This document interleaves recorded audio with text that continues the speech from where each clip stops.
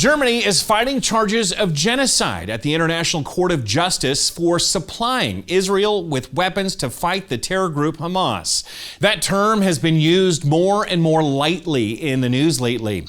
But in Chloe Hendon's next story, there's no doubt 30 years ago, Rwanda experienced the real thing. A night vigil in Rwanda's capital, Kigali, commemorating a historic genocide. The United Nations definition says it's the intent to destroy an entire group of people, and intent is key.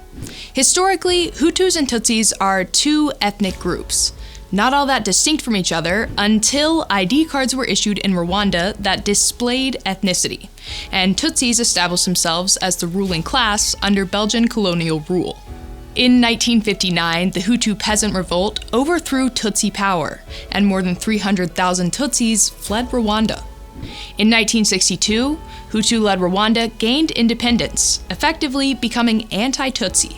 Denied jobs, barred from government positions, Tutsis were painted as dangerous and dishonest invaders from northern Africa. Tutsi refugees were also barred from returning to Rwanda. Those issues gave rise to the Tutsi-led Rwandan Patriotic Front in Uganda, which launched an attack in 1990, sparking a bloody civil war. 3 years later, a ceasefire was signed, bringing hope for an end to that war. But UN peacekeepers reported that Rwanda's government was stockpiling weapons and Hutu-Tutsi violence was rising. Those warnings went unheeded. On April 6, 1994, a plane carrying Rwanda's president was shot down. The Tutsis were blamed, and a murderous attack on that entire people group, the definition of genocide, began in Rwanda's capital. Armed with stockpiled weapons, Hutus began culling Tutsis throughout the country. Thousands fled.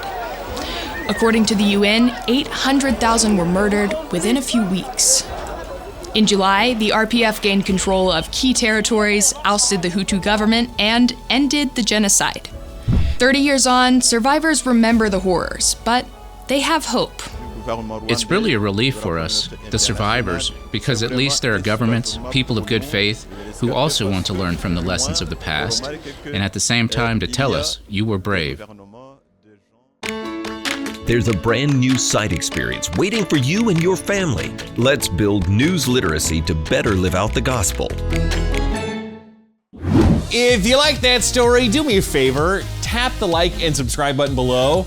And if you really liked it, check out the full show free for a week. Just head over to worldwatch.news/free video.